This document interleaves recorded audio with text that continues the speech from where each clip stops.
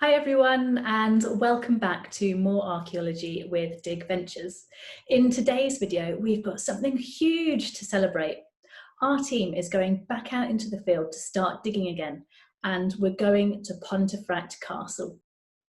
Pontefract Castle was one of the biggest, most notorious medieval castles in England, and it was strategically perched high up on a rocky outcrop in Yorkshire. Our first historical record is from 1070 AD, when it was built by Ilbert de Lacy just after the Norman conquest. At this point, it was just another earth and timber Motte and Bailey castle, but over several centuries, it was rebuilt in stone and transformed into a formidable stronghold with more defences, towers, and a fancy new gatehouse. During the English Civil War, it became so strategically important that it was besieged 3 times. The problem is that at the end of the war, most of it was torn down, so we have very little idea of what the castle actually looked like. The few pictures we do have of it don't quite add up. But then, last year, Historic England and Wakefield Council invited our team of archaeologists to investigate a new bit of the castle that was recently discovered during some restoration works. We invited hundreds of adults and children from Pontefract to come and be part of the process of unearthing these ruins for the first time in several hundred years. And it turns out they were the most important part of the castle of all, a segment of the gatehouse, the moat, and the drawbridge pit. None of these features are accurately depicted in the few historical drawings that we do have, so finding them is like hitting the archaeological jackpot. The thing is that we didn't quite finish. The moat and the drawbridge pit turn out to be so deep that we didn't quite make it all the way to the bottom. So we've now got 3 more weeks to finish and to find out what might be down there in the deepest, darkest depths of the moat. The spot we're going to be digging is the drawbridge pit. When the drawbridge was down, people would have crossed right over the head. And when the drawbridge was up, some long lost mechanism would have caused the inner end to sink down into this pit. So what will we find at the bottom? Something from the English Civil War, a piece of medieval armour, part of the drawbridge mechanism, something that dates all the way back to when the very first castle was built on this hill in 1070 AD, or something that proves there was defensive fortification here even earlier than that. It's so exciting and I can't wait to see what gets discovered, and I'm delighted to say that we've got Chris, our Head of Fieldwork, on the line to tell us a bit more about what we found last year and what we might find this time when we finally reach the bottom. Obviously, it's really, really exciting that we're now going back to Pontefract Castle, and we've got Chris, our Head of Fieldwork, on the line, ready to tell us a little bit more about what we've already found and what we're hoping to find this time. Hello.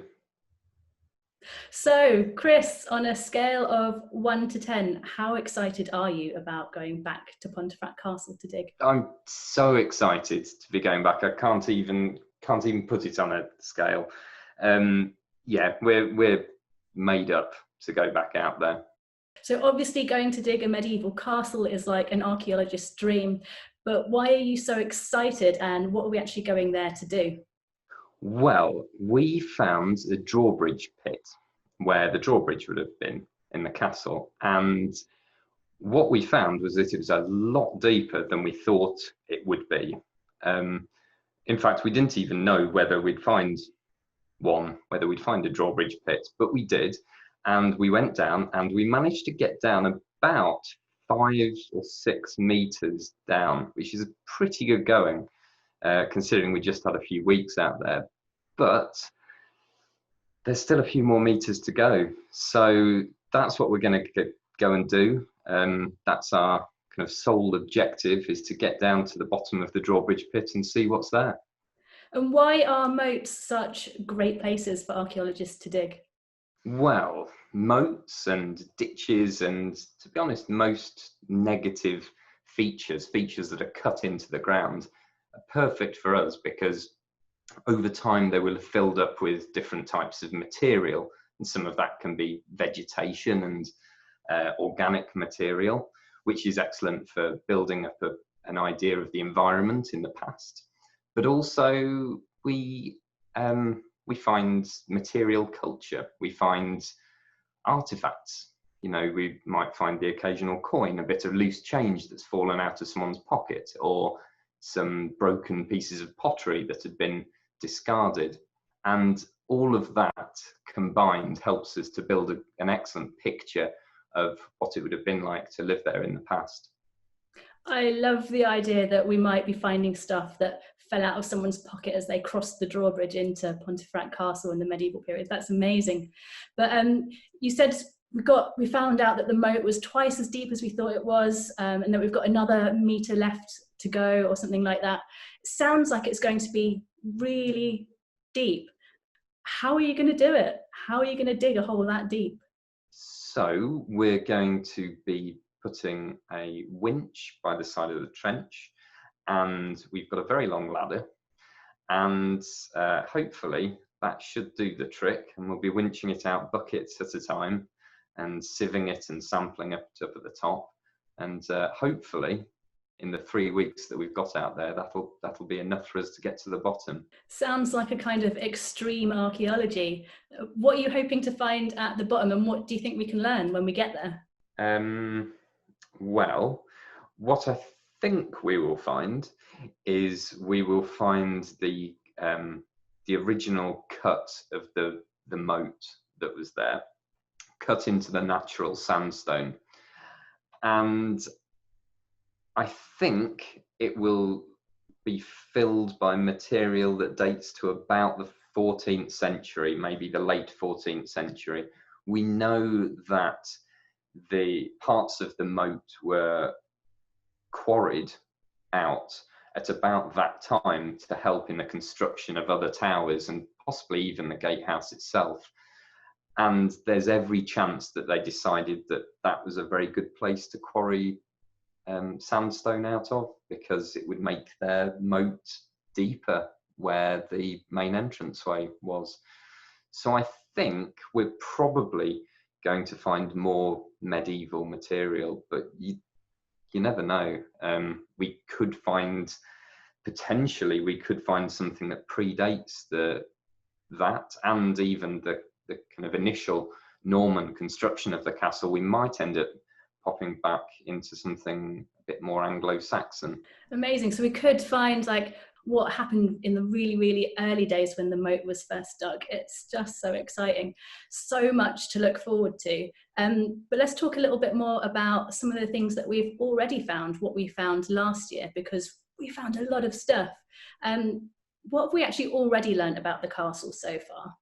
Right. Well, the really big reveal, I suppose, is that the gatehouse didn't look anything like we thought it did before. That was built in the late 14th century, we think, and would have been aligned completely differently, would have had extra towers. The image of Pontefract Castle that everyone's kind of quite familiar with is this picture here by Alexander Kierinx from just before the English Civil War. So you can see the gatehouse here, and it's slightly odd. It's this kind of almost a rectangular form, and it's got some little almost buttresses up outside the front of it. There is absolutely no evidence for any of that whatsoever. I guess it's a really good example of how you can't always rely on historical sources for accurate information. Sometimes you've got to go and dig a hole to find the truth. But as well as that, we've got evidence for later activity on the site. We've got a build-up of the moat, so it filled up over centuries, all the way up to the 17th century. And then we've got a huge rubble layer, which is from the just after the sieges, the famous sieges in the English Civil War. And following that, the castle was slighted, the fortifications were torn down, and we've got a huge rubble layer that has musket balls and all sorts of stuff from the 17th century.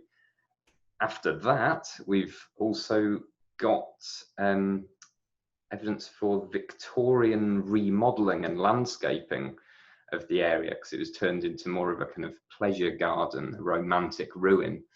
And as well as just having a huge amount of made grounds that they imported, they also tinkered a little bit with the gatehouse itself. They came in, they did a few little archaeological excavations, and then they reconstructed the bases of two of the gatehouse towers. So there's quite a nice a nice story there, and we've got that all the way from the late 14th century all the way back to all the way up to the present day. It's quite amazing, isn't it, really? Because castles always seem like something that's so concrete. Like, how can you not know what this castle used to look like? And we walked into this excavation last year with some, I guess, preconceived ideas based on some of the pictures that are available. And as we started digging, we really started to unpick what people thought the castle actually looked like and prove that it's something really quite different. It's really quite remarkable. I love the fact as well that as we dug down through the moat, just as you said, it was very clear that we were going through quite distinct layers and that the artifacts were getting older. We started going through the Victorian stuff and we found lots of really interesting Victorian debris, like potion bottles and teacups and kettles and things that they were using for when they were using it as a leisure garden. Then we got the 17th century pottery, and then, as you said, some of the grape shot and musket balls from the Civil War, and I think some of them were even actually flattened from where they'd probably hit the castle itself. And then we started moving into the more medieval stuff, green glazed pottery, a jeton from the 1500s. So many fascinating and interesting different artifacts that really tell a story about the castle and how it was used over time. But Chris, what was your favourite discovery, do you think? Oh, my favourite discovery, it would have to be the mason's marks. So on the outside of the gatehouse structure and on the inside walls of the drawbridge pit, we found loads and loads of carved markings on the stones, which were mason's marks. And we just kept finding more and more. And I really enjoyed finding every single one of them. It was always exciting when we were cleaning up the stones as we were going down, because they're quite a personal mark. It's a bit like somebody leaving a kind of graffiti tag on there. So a group of masons would have left their own mark. So it's like someone leaving their name on it. And what was even better is, because of previous work that's been done around the castle, we could match those marks to other elements, other towers around the castle, so we could attempt to date it. So I thought those were fantastic, and I'm looking forward to finding more. Fantastic. So marks that were actually left by the people that built the castle. It's wonderful. So if we're going to sum it up then, we've got 3 weeks to get to the bottom of the drawbridge pit. What are you hoping to get out of it? Personally, I'm really hoping to find that the moat is quite a bit older than we think it is. Anglo-Saxon would be great, but even prehistoric, I think there's a chance that it could be a large ditch around something like a hill fort, or maybe even go back to the Neolithic. I like the idea that the site has been reused over hundreds or thousands of years, and it's such a kind of prominent position in the landscape that I could quite imagine it would have been used by people in prehistory. I don't think we'll find that. I can always dream, but what's more realistic, and what I would also take, would be any workings of the drawbridge itself. That's something that we're missing at the moment.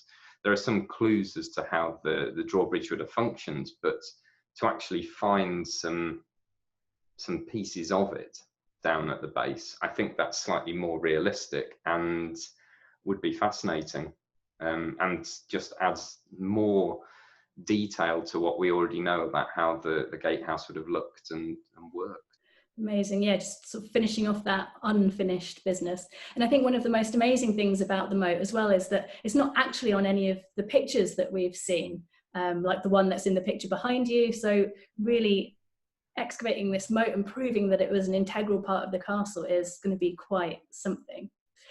Anyway, thank you for answering all of my questions, but we've actually got a few more from some of our subscribers. We asked them to send in questions they'd like to ask you about the dig and about Pontefract Castle, and we had tons of responses. So we've picked out a few, So here we go. The first one is from Christina, and she would like to know how you know how old the ruins you've uncovered are. Okay, so there are two pieces of information. We found down at towards the bottom of the drawbridge pit, we found pottery that dates from the late 14th century, we think. Now, we didn't quite get down to the bottom, so that's not the earliest remains, but it's quite a good indication of how old things might be, or at least the latest that things might be. But really, it comes down to those mason's marks again that are on the stones around the pit and on all the walls. We managed to tie several of them that were found on the drawbridge pit to ones on other towers. So we know that on Constable Tower, which is just one tower to the north of the gatehouse, we've managed to match up several marks. You have to be a little bit careful when comparing mason's marks because they might have been shared by different groups, but actually we've got quite a few similarities that come across there. And we know from documentary evidence that those towers were constructed right at the end of the 1300s and at the beginning of the 1400s. So we're pretty sure that that's when this gatehouse was constructed. Fantastic. So Raymond wants to know why we think the 14th century gatehouse was replaced at all. Okay, so I think it probably comes down to the function that it was serving. By the time you get to the 15th, 16th, and certainly 17th century, you see a change in focus during kind of warfare and sieges, where there's more of an emphasis on gunpowder and cannons. And actually, I think that those castles that were constructed in the 14th century maybe were slightly less functional when it came to that style of warfare. So we know that in the 17th century, we think, there were these redans built to fortify the gatehouse, and those are almost kind of triangular projections that come out of the towers, and that's to kind of deflect cannon fire and bullets and musket balls and shot. And I think the gatehouse didn't really, it would probably have been quite a weak point. And if you're coming in and out of your castle, you probably don't want it to be a weak point. You want it to be a strong point. The material that we excavated down in the drawbridge pit was quite interesting because it showed that for about 300 or 400 years after it was first dug, it was just left, and it just kind of slowly accumulated with silt and sand, and there was no attempt to redefine it, to recut it, to maintain it. And that's quite interesting, and it just seems to have been left to fill up on its own, and then probably when it reached the top, it was just left flat. Such an interesting history just from uncovering that little part of it. So Doug has got a question as well. He wants to know, is this going to be the deepest trench you've ever dug? Yes, I think it is. I've dug some very deep holes, quite a few in urban environments. I've been down a good 4 or 5 meters before, but this one definitely, certainly by the time we get to the end of this part of the dig, to the very end, it will definitely be the deepest trench. Yeah, we've got down 5 meters. There's at least another meter to go. You might be taken by surprise though. It might turn out to be another 2 meters or even 3 meters. Who knows? Anyway, Jodie wants to know, what is the coolest thing you might find? The coolest thing we might find, I think, we know, so during other excavations that had happened in the 1980s around the castle, they found some Civil War armour.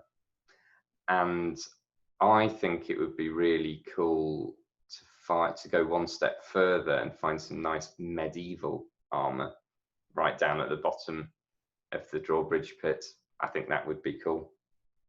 That would be incredibly cool.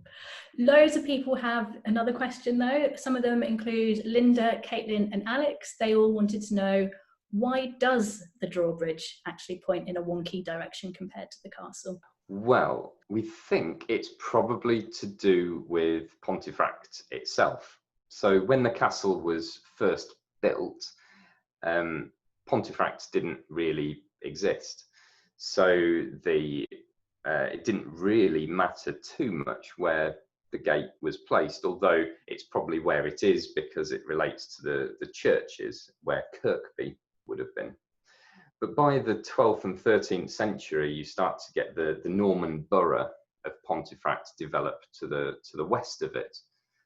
And by the 14th century, it would have been quite a bustling place. There would have been a market there and churches, and that's where most of the people, presumably, who lived in the area were working. And I think really they were realigning the gatehouse to point in a more useful direction, we think. So before it would have pointed to the east, and then it was realigned off to curve around to the west towards Pontefract. And we've got another question from Doug. How many takes did it take Maggie and Indy for their famous simultaneous dirt throw? Ah, yeah, I've forgotten about that one. Do you know, they picked it up pretty quickly. I'd say within about 5 or 10 minutes, they had it down. No, what you don't see is that after that video was taken, they kept doing it for the next hour or two until tea break, and in perfect synchronicity. So. And one last question from Doug. Doug has a lot of questions. Did you find any licorice in the trench? No, not in the trench. We found a lot in the shops nearby, but none in the trench. There was a chance we were going to find evidence for the licorice beds because we knew that they grew licorice in the castle, but we didn't find any, I'm afraid, no. Well, a good reason to visit the castle gift shop anyway. Thank you so much, Chris, for answering all of our questions. Wish you and the team loads of luck and good digging when you set off to get back to Pontefract Castle. So from me, from all of our viewers and subscribers, can't wait to see your next update from the trenches. Thanks very much. Thanks. See ya. Thank you so much, Chris, for answering all of our questions. It's so exciting and I can't wait to see what gets discovered at the bottom of that drawbridge pit and moat. While we wait for next week's update, you can find out more about the dig by clicking the link in the description, and you can also tell us how deep you think the moat's going to turn out to be and what you think we're going to find there in the comments below. If you want to help us keep making more great archaeology videos, you can do that by becoming a DigVentures subscriber at digventures.com/subscribe. You can also watch these 2 videos here. Until then, hope you have a great day, great week, and we'll see you at the next video. Bye for now.